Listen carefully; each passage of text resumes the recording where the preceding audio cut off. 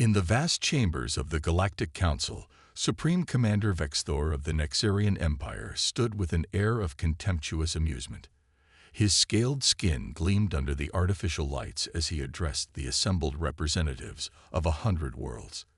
The subject of his ridicule, Earth's defensive network, which the humans stubbornly maintain despite its apparent obsolescence. Look at these primitive arrays.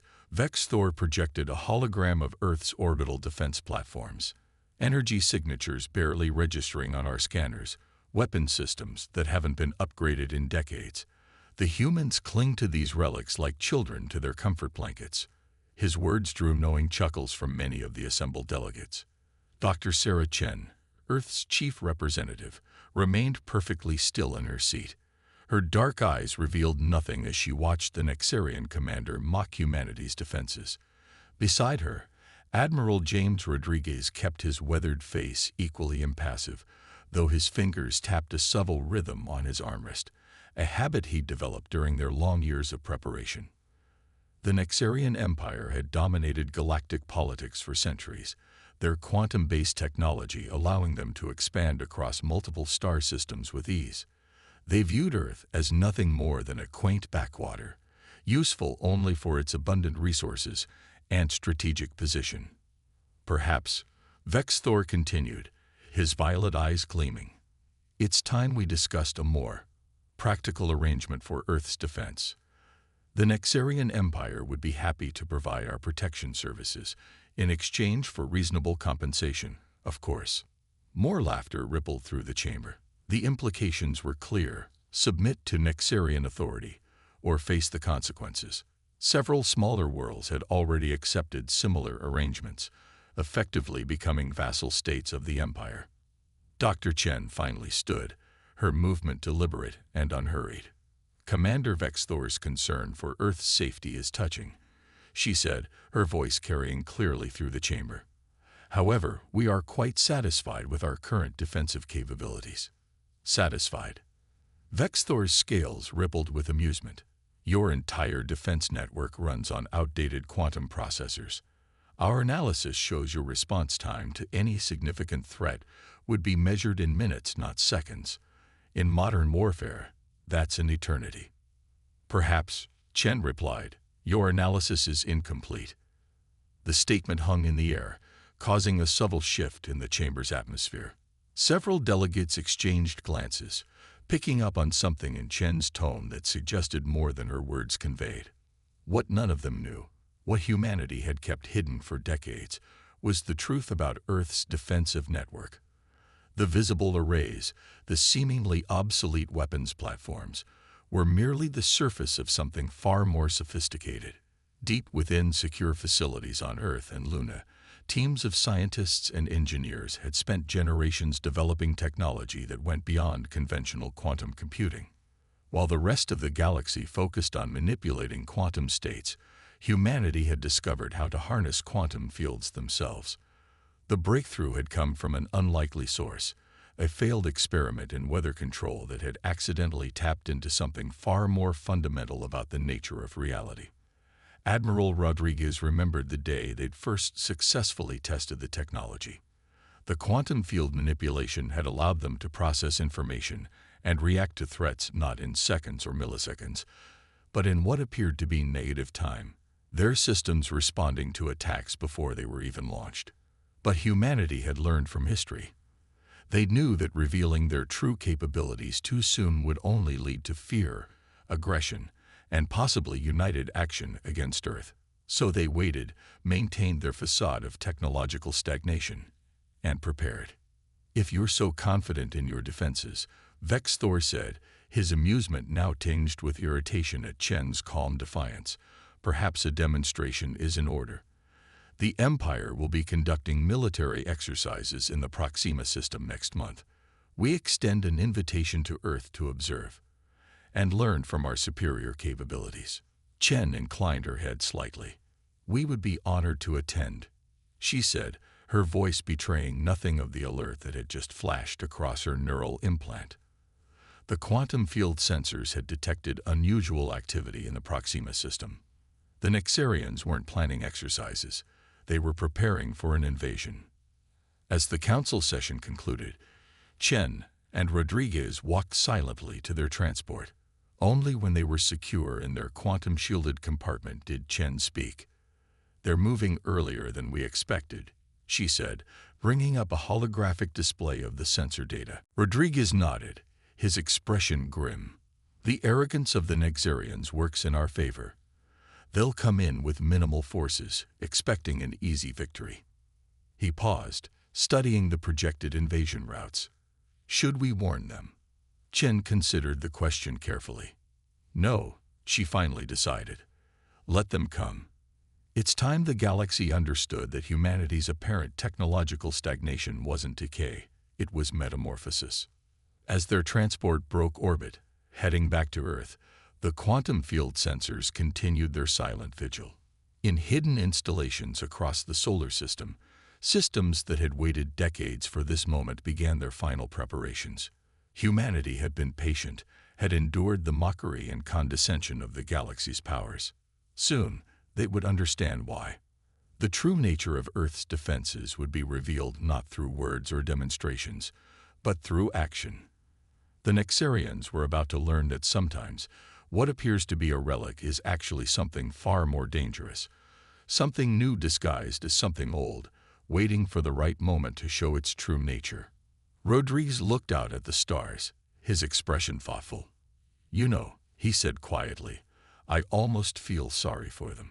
Chen's reply was equally soft, but carried the weight of generations of preparation. "Don't. They chose this path. We merely prepared for it." The Nexarian invasion fleet emerged from hyperspace at the edge of the Proxima system, their ship's crystalline hulls glinting in the starlight. Supreme Commander Vexthor stood on the bridge of his flagship, the Eternal Dawn, surveying the tactical display with satisfaction. 500 warships, each powered by the most advanced quantum drives in the galaxy, moved into attack formation. "Status report," Vexthor commanded, his scales shifting to a deep purple of anticipation. "No response from the human defensive networks," his tactical officer reported. "Their satellites are tracking us, but their weapon systems remain dormant. Energy signatures are consistent with our previous scans. Minimal power output." Vexthor's mouth curved into what passed for a smile among his species. "Send the demand for surrender. Give them 1 standard hour to respond. Let's maintain the pretense of civilization." In her command center deep beneath the lunar surface, Dr. Chen watched the Nexarian fleet's approach on a 3-dimensional display that filled the center of the room. Admiral Rodriguez stood beside her, both of them surrounded by dozens of operators at their stations, all connected to the quantum field network through neural interfaces. "They're right where we predicted," Rodriguez noted, his voice calm. "Arrogant enough to bunch their ships together for maximum psychological impact." Chen nodded, her eyes never leaving the display. "Status of the quantum field." "Fully stable," one of the operators reported. "All nodes are synchronized. The field encompasses the entire system." The quantum field was humanity's greatest achievement, a network of interconnected quantum states that allowed them to manipulate space-time itself on a microscopic level. While other races focused on harnessing quantum effects for computation and energy generation, humans had discovered how to create coherent quantum fields on a massive scale. "Incoming transmission from the Nexarian fleet," another operator announced. "Put it through," Chen ordered. Vexthor's holographic image appeared before them, his scales now a deep blue of assumed authority. "Representatives of Earth," he began, his tone condescending, "your persistent refusal to accept Nexarian protection has forced us to take direct action. Your defensive capabilities are obsolete, your technology primitive. Surrender now, and we will ensure a smooth transition to Imperial administration." Chen's response was measured, almost gentle. "Commander Vexthor, we have already declined your offer of protection. If you proceed with this action, you will face consequences." Laughter echoed through the transmission. "Consequences? Your weapons can barely scratch our shields. Your sensors probably can't even track our ships properly. What consequences could you possibly?" Chen cut the transmission with a gesture.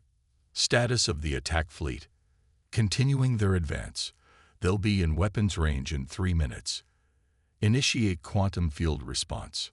Throughout the solar system, hidden emitters activated, creating a web of interconnected quantum states. The technology worked not by directly attacking enemy ships, but by manipulating the fundamental forces of reality around them. On the bridge of the eternal dawn, Vexthor was preparing to give the order to attack when his tactical officer suddenly shouted in alarm. "Commander, energy readings, impossible readings everywhere. The human defense platforms. They're not what we thought." Before Vexthor could respond, space itself seemed to twist around his fleet. The quantum drives that powered their ships suddenly found themselves operating in a region where the laws of physics had been subtly altered. Engines designed to harness quantum effects for propulsion instead found those effects working against them. Multiple ships reporting drive failures. The tactical officer reported, his scales now pale with fear. "Our weapons, they're not responding correctly. The quantum targeting systems are giving impossible readings." Vexthor watched in horror as his perfectly organized fleet began to drift out of formation. Ships designed to move with precision and power were now as clumsy as children's toys. And then he saw them. Emerging from what had appeared to be empty space, human vessels of a design he had never seen before. "Sir," his sensor operator called out, "those ships, they're generating quantum fields orders of magnitude more powerful than anything we've ever encountered. They're not just manipulating quantum states, they're controlling the fields themselves." In the Lunar Command Center, Chen watched as the Nexarian fleet fell into chaos. "Phase 2, she ordered quietly. The human ships moved with impossible precision, their quantum field technology allowing them to predict and respond to Nexarian movements before they happened. Weapons fire from the alien vessels curved away harmlessly, their targeting systems unable to compensate for the altered physics within the quantum field. "Send the message," Chen instructed. Across the Nexarian fleet, commanders received the same transmission. "Your ships are now operating in a space where your technology no longer functions as designed. You have 2 choices. Power down your weapons and engines, or watch as your fleet tears itself apart trying to operate in an environment it wasn't designed for. You have 5 minutes to decide." Vexthor stared at the message, his pride warring with his instinct for survival. Around him, more ships were reporting critical failures as their quantum drives tried to adapt to conditions they were never meant to encounter. "Sir," his second-in-command approached cautiously, We can't fight like this. Whatever they've done, our technology is useless." In the Lunar Command Center, Rodriguez allowed himself a small smile. "They're powering down their weapons," he reported. "Fleet-wide shutdown of offensive systems." Chen nodded, feeling no triumph, only relief that their gamble had paid off. "Open a channel to Commander Vexthor." When the Nexarian commander's image appeared, his scales had faded to a pale gray of defeat. Chen spoke before he could. "Commander, you wondered why we maintained our obsolete defense network. The truth is, what you saw was never our real defense. It was a facade, hiding something you couldn't understand because you were too convinced of your own superiority to look deeper." She paused, letting her words sink in. "Your fleet will be escorted out of the system. When you return to your empire, take this message. Earth is not defenseless. We are not primitive. We have simply chosen to appear so because we learned long ago that true strength lies not in displaying power, but in knowing when to reveal it." As the transmission ended, Chen turned to Rodriguez. "Send word to the Council. It's time for the galaxy to understand what humanity has become." In the days that followed, the galaxy would learn that humanity's apparent technological stagnation had been the greatest deception in modern history. The quantum field technology they had developed wouldn't just change warfare, it would fundamentally alter the balance of power in the galaxy. And it had all begun because one species had been too proud, too certain of their superiority, to consider that sometimes What appears primitive might actually be something far more advanced, waiting for the right moment to emerge. The Nexarian Imperial Palace was in chaos. 3 weeks had passed since their fleet's humiliating defeat in the Proxima system, and the Empire's ruling council had been in near-constant session. Supreme Commander Vexthor stood before them now, his scales a mottled pattern of shame and determination as he delivered his report. The humans didn't just defeat us. He concluded, they rendered our most advanced technology useless. Our quantum drives, our weapons, our shields, all of them failed within their defensive field. High Chancellor Kvax, the Empire's supreme leader, leaned forward on his crystalline throne. His ancient scales had long ago faded to a pale white, but his eyes still burned with the fierce intelligence that had helped build the Empire. And you believe this technology extends beyond the Proxima system. Our long-range scans suggest similar quantum field signatures throughout human space, Vexthor confirmed. We've been blind. What we thought were dying energy signatures from obsolete defense platforms were actually markers for something far more sophisticated. Back on Earth, Dr. Chen and Admiral Rodriguez were dealing with their own political fallout. The Galactic Council had called an emergency session, and representatives from dozens of species were demanding explanations for humanity's deception. The quantum field technology changes everything. Chen addressed the assembled delegates from Earth's council chamber. We understand your concerns, but humanity's development of this technology was driven by necessity, not aggression. Necessity. The Altarian representative's crystalline form vibrated with skepticism. You've possessed technology that could revolutionize space travel, energy production, even medicine, and you kept it hidden for decades. Because we remembered our history, Rodriguez stepped forward. Every time a significantly advanced technology has been revealed too quickly, it has led to conflict. We chose a gradual revelation, waiting for the right moment.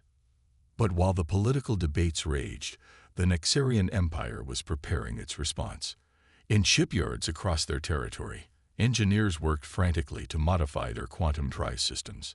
If they couldn't overcome the humans' quantum fields directly, they would find another way. High Chancellor Kvax had approved the most ambitious military operation in the Empire's history. Over 2,000 warships were being gathered, along with something else, something they believed would counter humanity's advantage. Dr. Chen was in her office when the first alerts came in. The quantum field network had detected massive energy signatures moving through Nexarian space. "Show me," she ordered, and a holographic display filled the room. "They've modified their quantum drives," one of her analysts reported. "The signatures are strange. They're attempting to create their own version of our field technology." Rodriguez studied the data with growing concern. They don't understand what they're dealing with. These modifications, they're dangerous. The quantum fields they're generating are unstable. Can they penetrate our defenses? Chen asked. Unknown, the analyst admitted. Their approach is fundamentally different from ours. They're trying to brute force their way through our quantum fields rather than work with them. The Nexarian fleet arrived 3 days later. It was massive, far larger than their previous attack force. But something was wrong. The quantum field sensors detected dangerous fluctuations in their drive systems. "They're desperate," Rodriguez observed as they watched the fleet approach. "They've sacrificed safety for power. Those drive modifications could tear their ships apart." Chen nodded grimly. "Open a channel to High Chancellor Kvax. Maybe we can end this before." She never finished the sentence. One of the modified Nexarian ships suddenly exploded, its quantum drive reaching critical instability. The explosion created a cascade effect in the surrounding quantum fields, rippling through space in ways that defied normal physics. "Their entire fleet is destabilizing," an operator reported urgently. "The quantum fields are interacting in ways we've never seen before." Chen made a split-second decision. Activate the full network. Extended quantum field projection, maximum power. We need to contain this. Across human space, hidden quantum field generators activated at full power. The technology that had been developed for defense was now being used to save lives, including those who had come to attack them. The human quantum fields expanded, encompassing the Nexarian fleet. Rather than disrupting their technology, this time the fields worked to stabilize the dangerous reactions threatening to tear the ships apart. On the bridge of his flagship, High Chancellor Kovacs watched in astonishment as his fleet was saved from destruction by the very humans they had come to defeat. "Sir," his science officer reported, "the humans, they're using their quantum fields to contain our drive failures. They're saving our ships." Kovacs's scales shifted to a deep blue of revelation.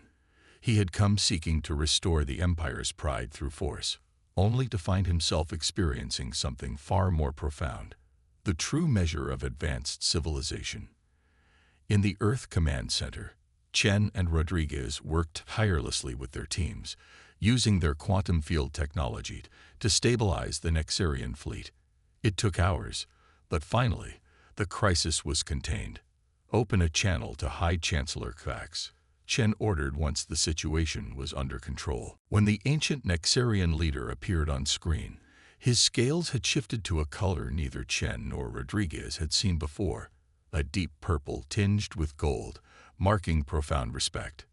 "Dr. Chen," Kovacs spoke, his voice carrying the weight of his years, "I owe you and humanity an apology. We came here seeking to prove our superiority. Instead, you have shown us what true advancement looks like. It is not just about having powerful technology. It is about how you choose to use it." Chen nodded solemnly. "Chancellor, we kept our technology hidden not out of fear or malice, but because we wanted to ensure it would be used wisely when revealed.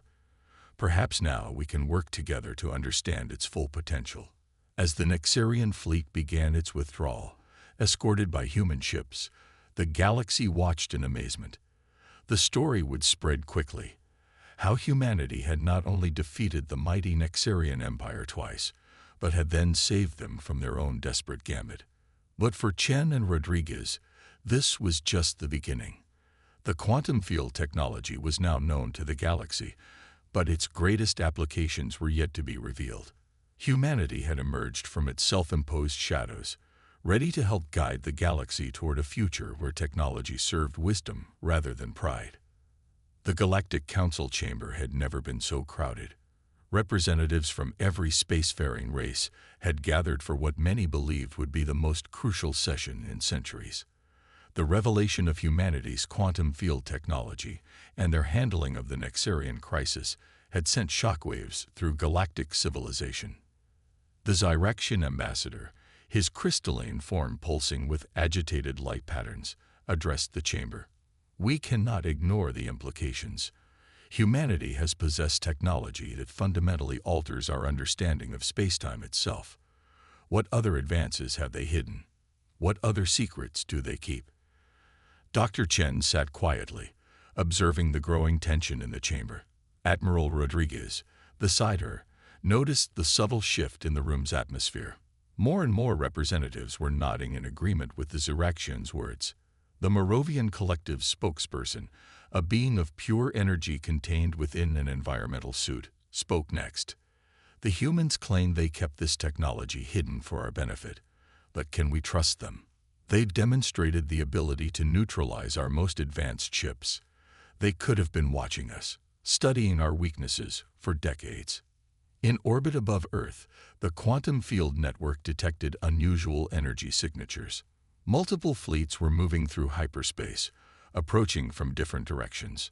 Not just Nexarian ships this time. Vessels from at least 6 different species were converging on human space. "They're afraid," Rodriguez observed, studying the sensor data. "Fear is pushing them to act together." Chen nodded grimly. "Pull up the quantum field analysis of the approaching fleets." The display showed nearly 3,000 ships of various designs and capabilities. Some had attempted to modify their drives based on what they'd learned from the Nexarian incident. Others were equipped with what appeared to be quantum field dampeners, experimental technology hastily developed in response to humanity's revelation. "Dr. Chen," the Zyraxian ambassador's voice cut through her thoughts. Your silence speaks volumes. Perhaps you would care to explain why long-range sensors detect multiple anomalies throughout human space. More hidden technology, perhaps. Chen stood slowly, her expression calm despite the hostile undertones in the chamber. What you detect are automated warning buoys. They're designed to prevent what's happening right now, a potential conflict born of fear and misunderstanding. Warning buoys. The Moravian spokesperson's energy form flickered skeptically. Yes, Chen confirmed. They're broadcasting a simple message to the fleets approaching our space. Would you like to hear it? Without waiting for a response, she activated a holographic display in the center of the chamber. A message appeared, translated into all major galactic languages. To all approaching vessels, you are entering space protected by quantum field technology. Your drives will begin experiencing instability in approximately 10 minutes at your current velocity. This is not a threat. It is a warning to prevent loss of life. We recommend you drop to sublight speed and establish communication. The chamber erupted in chaos. Some representatives demanded immediate military action, while others called for diplomatic solutions. Through it all, Chen remained standing, perfectly still. The warning buoys are not weapons, she continued once the noise had somewhat subsided. They're safety measures. We developed the quantum field technology decades ago, but we also developed the wisdom to use it responsibly. In space, the approaching fleets began experiencing the first effects of the quantum fields. Drive systems fluctuated, but unlike the devastating effects during the Nexarian incident, these fluctuations were gentle, more like waves rocking a boat than a storm threatening to sink it. Your ships are safe, Chen assured the chamber. The quantum fields are calibrated to create discomfort, not destruction. We could have hidden this technology forever. We could have used it to dominate the galaxy. Instead, we chose to reveal it only when necessary, and to use it for protection rather than conquest. High Chancellor Kovacs, who had remained silent until now, raised his ancient form from his seat. The humans speak truth. His voice carried the weight of recent experience. When our fleet faced destruction from our own arrogance, they used their technology to save us. They could have let us destroy ourselves. Instead, they chose to help. The sensor displays showed the approaching fleets slowing, dropping out of hyperspace at safe distances. The quantum field network adjusted automatically, maintaining gentle pressure without causing damage. We stand at a crossroads, Chen addressed the chamber. You can choose to see our technology as a threat, or you can choose to see it as an opportunity. We developed quantum field manipulation not to control space, but to understand it. Its greatest potential lies not in warfare, but in exploration, in healing, in bridging the gaps between stars and species. She gestured, and new holographic displays appeared, showing applications of quantum field technology that made even the most skeptical representatives lean forward in interest. Fields that could terraform planets in years rather than centuries.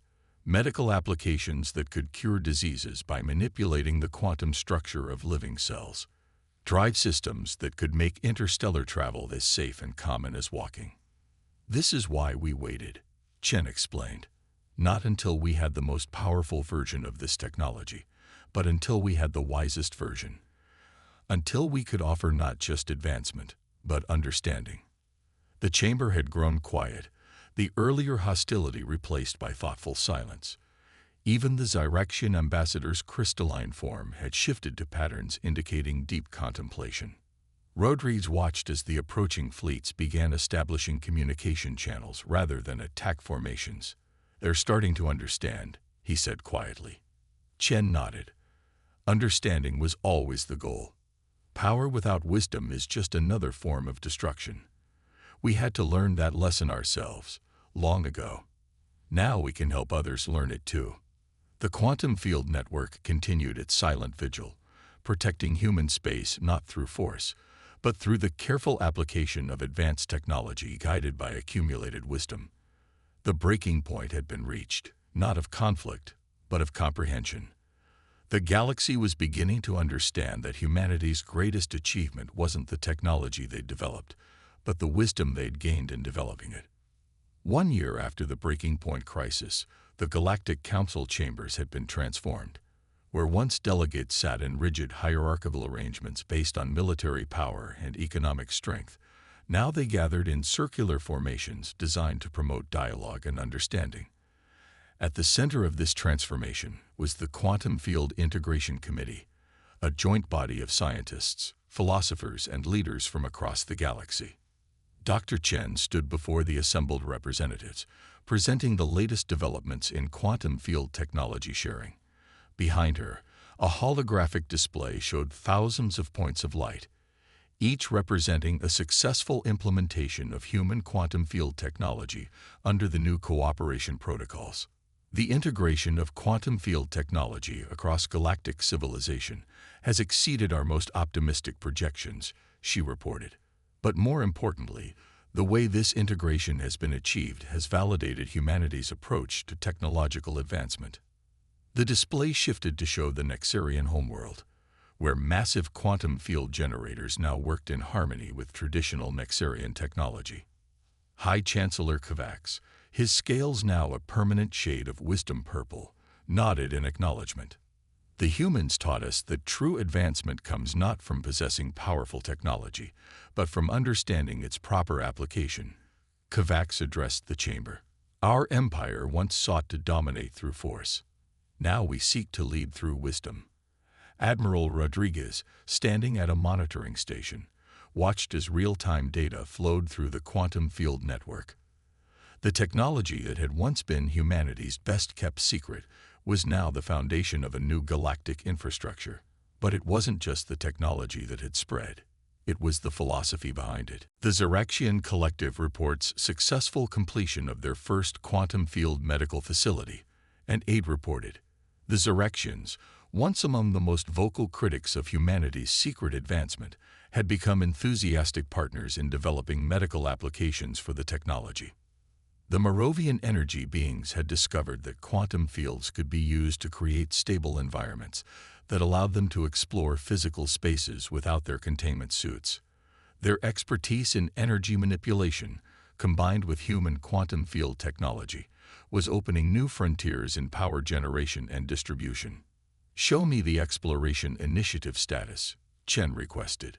The holographic display shifted again, revealing dozens of ships of various designs, all equipped with quantum field drives developed through galactic cooperation. These vessels were exploring regions of space previously thought unreachable, using the technology not to conquer, but to understand. When we first developed quantum field technology, Chen addressed the chamber, we faced the same temptations that many of you feared. We could have used it to dominate, to conquer, to reshape the galaxy according to our will.